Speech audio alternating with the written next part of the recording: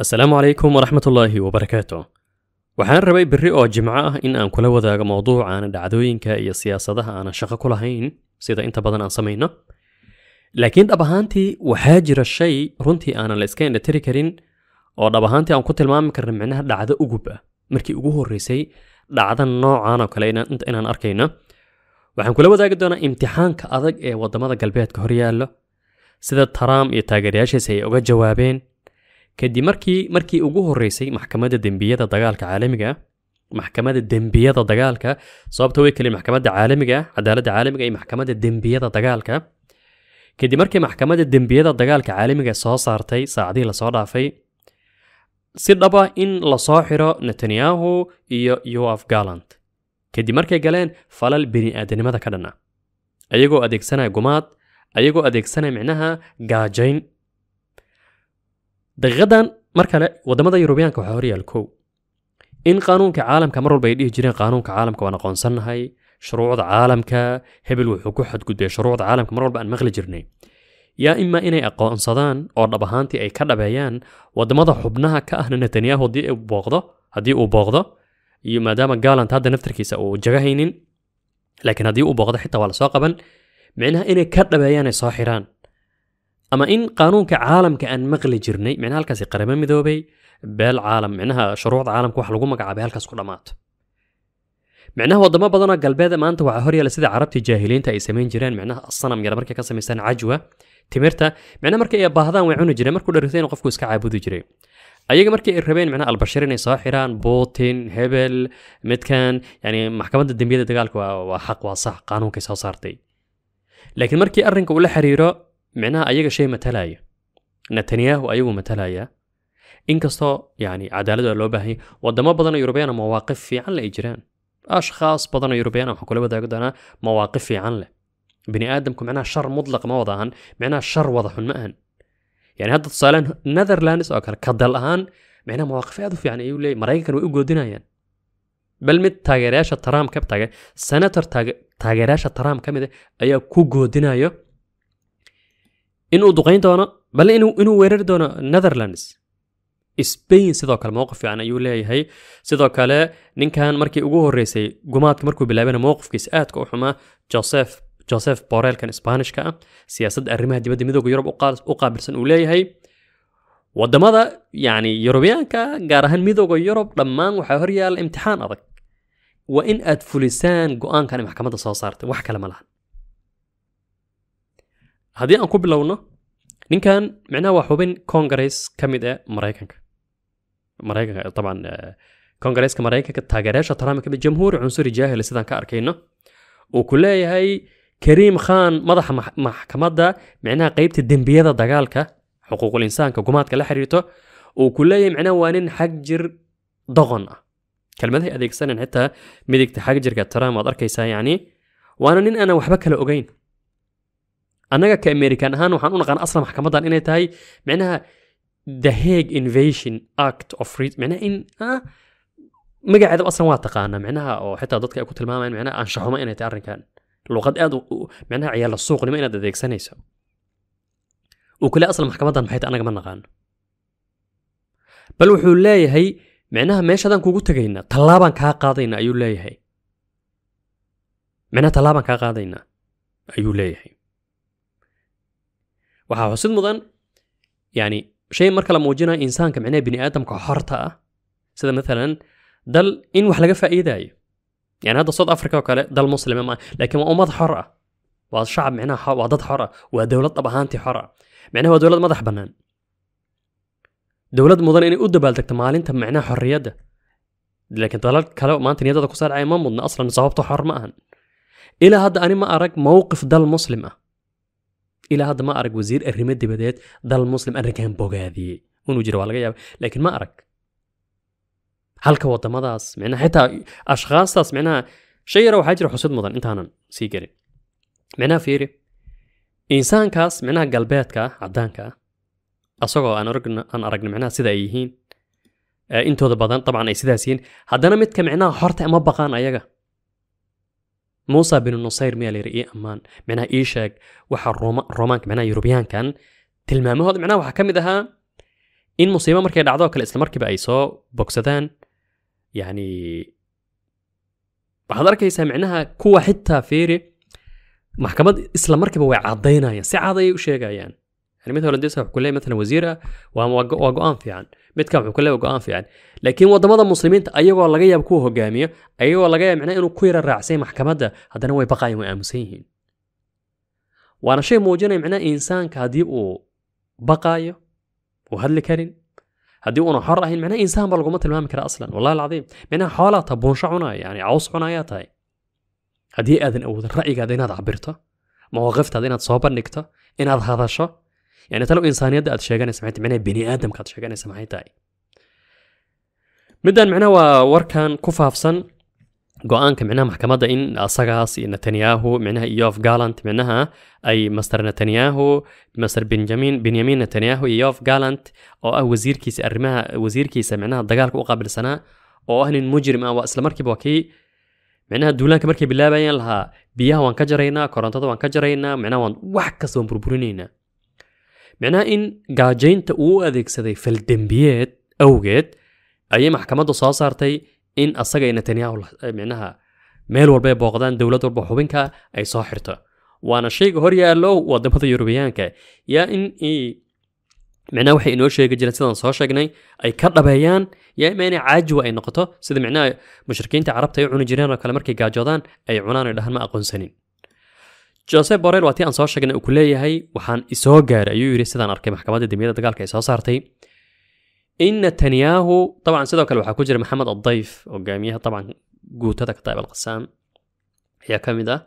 dadka soo saareen in macnaha la soo xiray haddaba wuxuu ku leeyahay go'aankan waa mid muhiim ah wadamada macnaha heshiiska Rome ee maxkamadda saxiixay macnaha waxa la jeedo macnaha midowga Yurub ee dhammaan wadamada midowga Yurub ah xubnaha midowga Yurub macnaha waa inay saxiixaan waa in macnaha ninkan ay soo qabtaan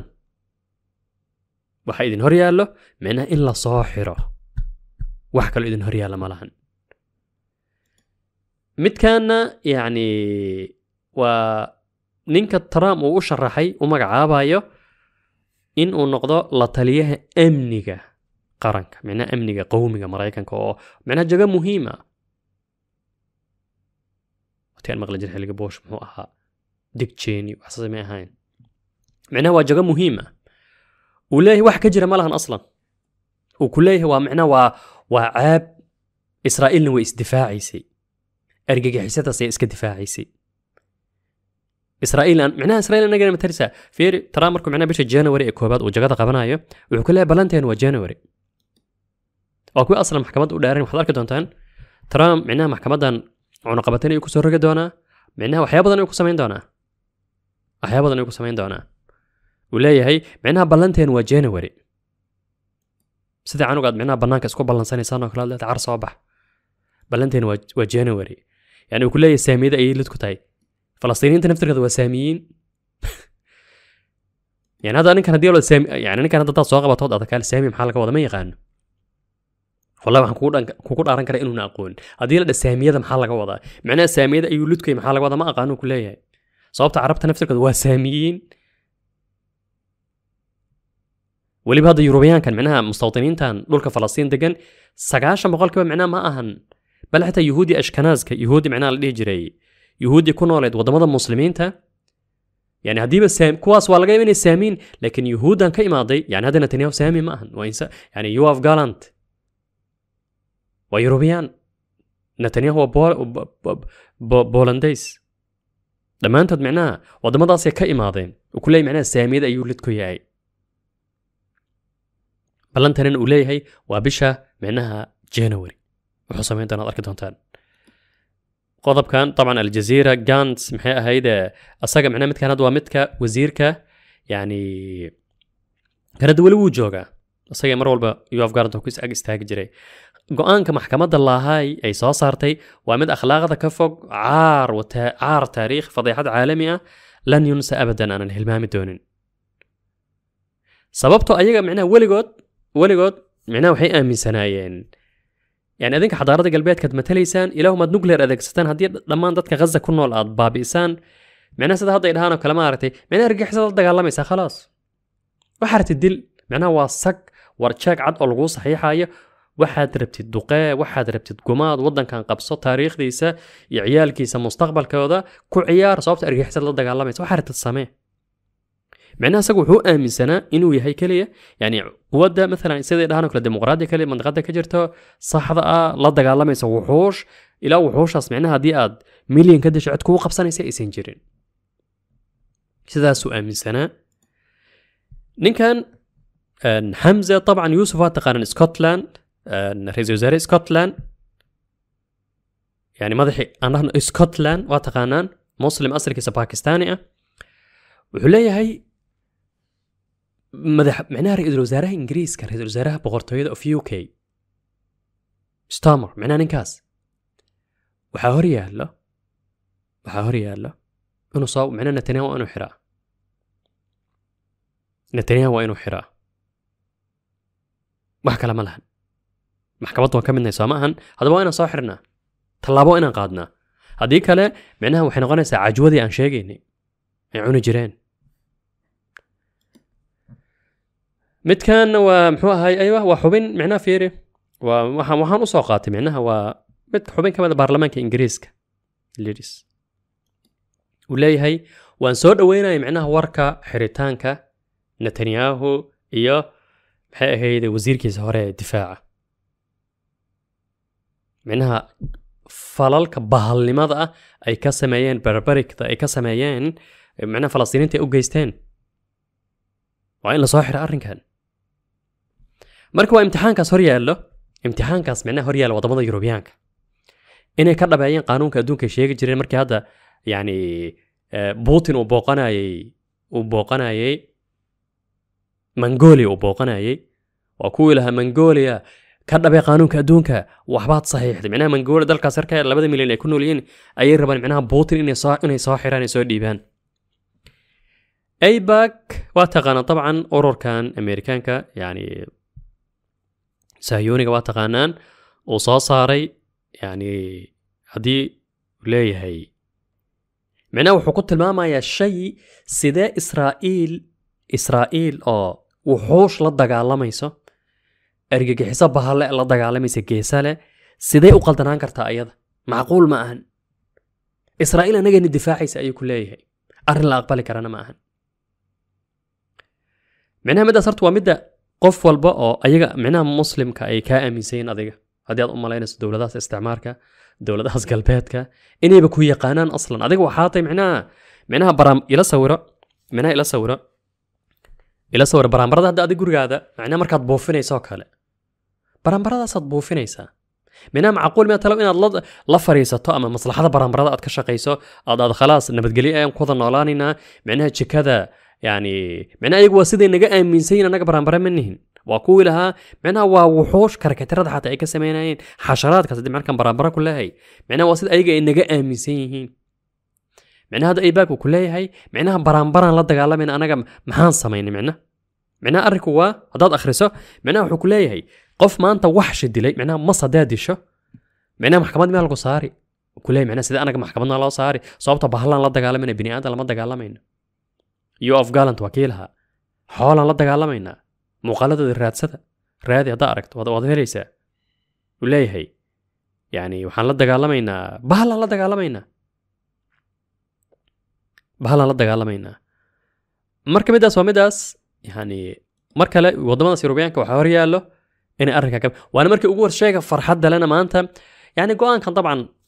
ma filayno in wax weynay ina Netanyahu inay dhici doonaan sababtoo waa taqaanaa dabcan wadamada Yurubiyaanka